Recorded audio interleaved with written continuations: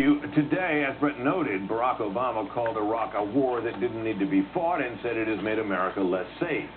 But Obama, it turns out, has said a number of things about Iraq, not all of them consistent. So what exactly is his record on the war? Correspondent James Rosen reports. To hear Senator Obama tell it in Fayetteville, the home of Fort Bragg, he has never wavered in his opposition to the Iraq war. I stood up and opposed this war from the start.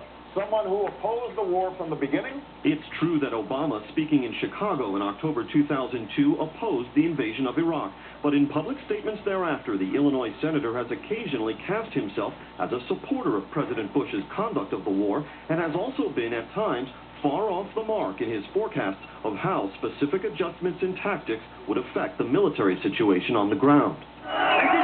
Early on in the war, when American troops racked up a series of major victories, Obama, as he later admitted, started to harbor doubts about his initial posture against the war.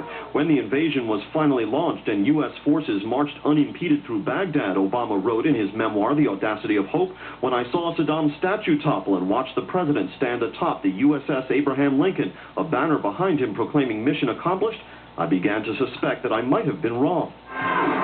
During the 2004 Democratic Convention, Obama declined to criticize John Kerry for voting for the war, saying, "What would I have done? I don't know. What I know is that from my vantage point, the case was not made." The next day, Obama told the Chicago Tribune, quote, "There's not that much difference between my position and George Bush's position at this stage." And that fall, Obama echoed the president, telling Charlie Rose, "Once we go in, then we're committed," and adding, quote, "We've got to do everything we can to stabilize the country to make it successful because we'll have too much at stake in the Middle East."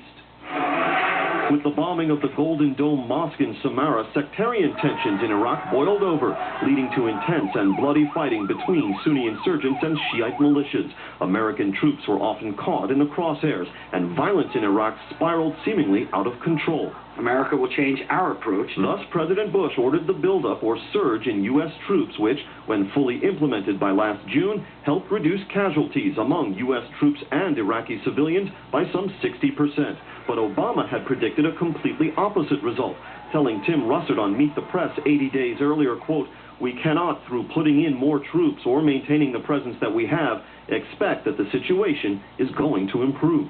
Senator Obama's whole point in saying he has opposed the Iraq war from the start is to cast himself as a more astute analyst of national security than Senator Hillary Clinton, his rival, who voted for the war.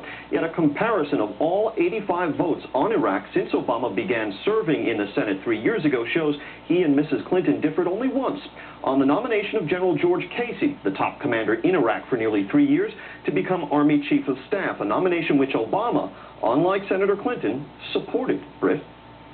James, thank you.